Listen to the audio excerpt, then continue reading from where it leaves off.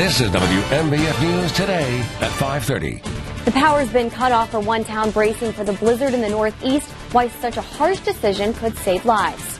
Plus, the hunt is on for two men after a deadly robbery. How police are changing their strategy to end a rash of high-profile attacks here in the Grand Strand. And it's a lot easier for bed bugs to get into homes than you might think. The places they'll hide and the tips to help keep them out. But first, let's get you out the door and get you out the door bundled up this morning. We do have a wind chill to talk about. We haven't had to talk about wind chill in a while. It all changes today, though. You need to dress for 31 in Florence, 27, the wind chill for Darlington, and not really much better along the Grand Strand. 32 is the current feels like temperature for Myrtle Beach. The actual air temperature, pretty impressive, too. 39 right now on the thermometer, 37 in Conway as well as Florence, and 34 in Darlington. And if you're trying to get out the door, you might want to bring the sunglasses as well. Yesterday we ended a little cloudy. Well, now the clouds have moved out for the most part, giving us clear skies. And that running forecast is looking good, but brisk. Very windy today. I'll let you know how the wind impacts your afternoon coming up in just a bit. All right. Meanwhile, the Northeast is getting pounded with what's being described as an historic blizzard right now. Yeah, parts of New York and New England getting up to 30 inches of snow by the time this thing is all said and done. NBC's Chris Pallone has more. The city that never sleeps is in a storm-induced slumber. Times Square virtually abandoned as the blizzard of 2015 rages. New York Governor Andrew Cuomo took the unprecedented step of shutting down the entire New York City subway and bus system. People scrambled to get out of the city before the storm hit. The state also closed highways and banned non-essential driving, trying to prevent a repeat of past storms where people were stranded in their cars for days. Unless you must, stay home. And even if you must, try to stay home. This will most likely be one of the largest blizzards in the history of New York City. Almost everywhere you look in the Mid-Atlantic and New England, the story is much the same, with governors in 7 states declaring states of emergency, tens of millions of people sitting right in the storm's path. Massachusetts Governor Charlie Baker said the storm would be historic and could crack the top 5 all time for most snow in Boston, if only snow were the sole problem. Forecasters expect winds approaching hurricane force to accompany the system, along with a storm surge, bringing coastal flooding. Many fear power outages could become widespread in the coming hours, and people were warned to be prepared to spend at least 2 or more days at home this week. Now it's a waiting game to see how much snow arrives, how much damage comes with it, and how long it will take to dig out. Chris Pallone, NBC News, Boston. We have more details on that storm as northern parts of the United States brace for that winter storm. Officials in one town actually decided to completely cut power to parts of the town, leaving a lot of people in the cold and dark. Mandy Knoll is at the live desk to explain why such a harsh decision was made. Mandy. That's right, guys. Town officials in Scituate, Massachusetts say they expect flooding with this blizzard. So the warning is one home electric fire is all it takes to spread to other homes. And fire crews wouldn't be able to get there to help residents by the coast during high tide. So it's lights out for 5 streets by the water there. The intentional city blackout is meant to limit damage and avoid disaster, but some of those residents worry it was too drastic of a decision. We're doing it for this storm because experience has told us that the power company needs lots of advance notice to be able to power down an area. We expect significant flooding in these areas.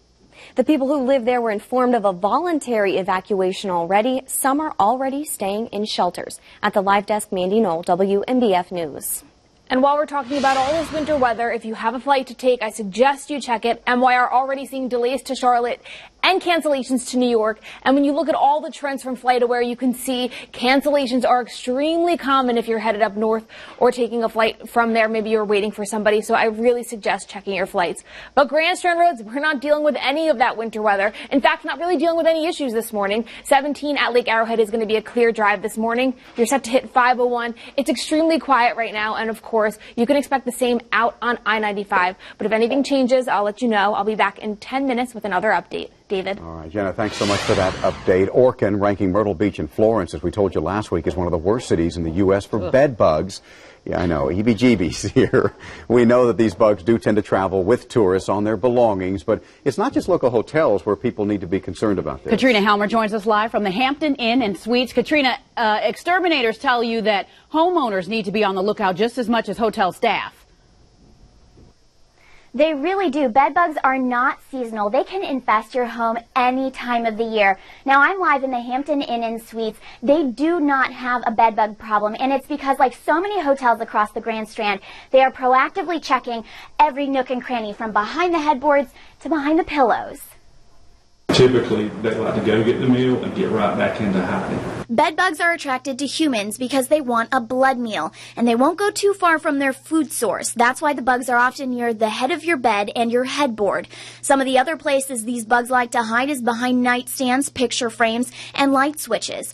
Look for little red, brown, or black marks. That's a sign of blood or fecal matter from the bed bugs. Quarantine any secondhand furniture, luggage, or clothing you bring into the house. It's even a good idea to first put your or your guests' clothes in the dryer on the highest setting. The extreme heat for 15 to 20 minutes should kill the bugs. So far, there is no evidence to show these bugs transfer any diseases, but depending on your sensitivity, you could get a welt or a rash. They just catch a ride and move around. So it's really not surprising to see with all of our industry and all of our tourism and stuff like that, that we're eventually getting up on that list, unfortunately. Now here's a look at just how quickly they can spread.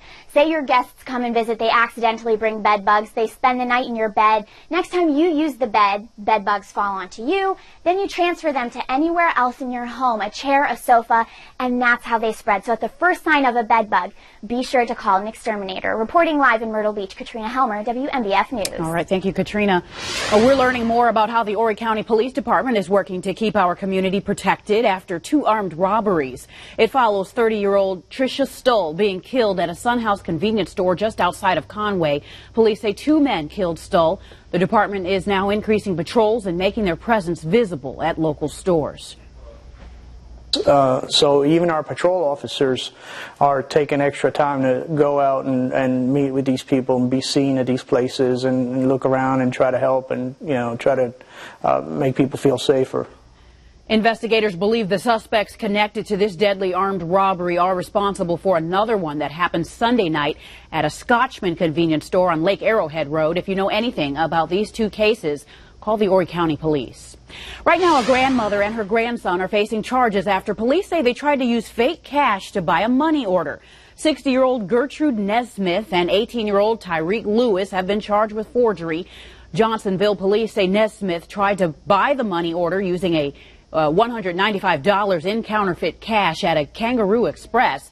Knowing the bills were fake, the employee called police. The pair stayed in the store until officers arrived and claimed they didn't know that the money was fake.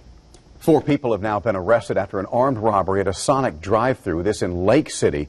The police say one of the suspects, Tiffany Burgess, worked at that restaurant. They believe she met with the others to plan that robbery and escape. Burgess, Jason Jones, and Earl Wilson, all charged with criminal conspiracy. Joe McFadden is charged with the actual armed robbery. A grant for $9,500 will now help expand the technical workforce in the PD. The goal of Code Flow, as it's called, is to teach you skills with access to affordable training in web and mobile technologies, mentorship, and networking. The Florence Downtown Development Corporation announced the grant from the Duke Energy Foundation. Code Flow is being offered at the North Dargan Innovation Center. The goal is to train you for what local businesses need in their employees. And a new program at CCU will benefit students and our local businesses as well. The Community and Business Engagement Institute will connect them with local businesses in Horry County. The program's goal is to have students find a solution to the problem a business may be having. It also hopes to give them an advantage when looking for a job after graduation. If your business is interested in joining the program, we have the contact information for you on WMBFnews.com. It's in this story under the local tab. An update for you right now on the teal turf renovations at Brooks Stadium. The grass is expected to be replaced by mid-April. That's according to Coastal's website. The interim director of athletics says teal is part of a campus-wide identity and believes the change will be a great opportunity to build that brand. They also tell us the turf will make it easier to use the field for multiple events since it doesn't get worn like grass. What a big job that is. The high school assessment program is being replaced by the ACT. It'll be the same ACT high school junior stake for their college admissions, except now it'll be free. The Horry County School District and others across the state will be requiring students to take this test and the ACT work keys. This test measures potential success in the workplace by ranking students on a scale of bronze to platinum. Also, 3rd through 8th graders will be taking a different version of the ACT to help them prepare for these tests are all being done in April, by the way. You'll have a new chance to strike it big here in South Carolina. Tickets for that Lucky for Life game go on sale today. For $2, you can have a chance to get $1,000 a day for the rest of your life. That's the grand prize. You can also take a one-time cash payment if you choose. Here's how it works. Players choose 5 numbers out of 48 plus a lucky ball number between 1 and 18. If you have a match on all 6 numbers, that's the top prize right there. The drawings will be Mondays and Thursdays. The first one happens this Thursday. The debate over the Keystone XL pipeline will continue in the Senate despite an effort to end it. Senate Democrats blocked a call by Republicans to end debate on the bill. Democrats want to continue the discussion on the bill's amendments. It would allow for the construction of a pipeline that would bring Canadian oil to the Gulf of Mexico for refining. 60 votes were needed to end a Democratic filibuster, but Republicans could only get 53 votes on their side. Happening today, the 2012 terrorist attack in Benghazi, Libya, will be the topic of discussions on Capitol Hill. A special House committee holds its 3rd hearing into the deaths of the U.S. ambassador to Libya and 3 other Americans in Benghazi. Witnesses from the CIA and the State Department are expected to testify about committee requests for documents and access to witnesses. Committee Chairman Trey Gowdy of South Carolina says they can't do their job without a complete record of the events. Here's an eye-opener for you. Up to 15 times more formaldehyde is found in e-cigarettes than regular cigarettes. Up next in Health Headlines, we're digging deeper into a story we first brought you right here on WMBF News Today. And you'll need the heat tonight. How long our latest round of cold nights sticks around in just 2 minutes.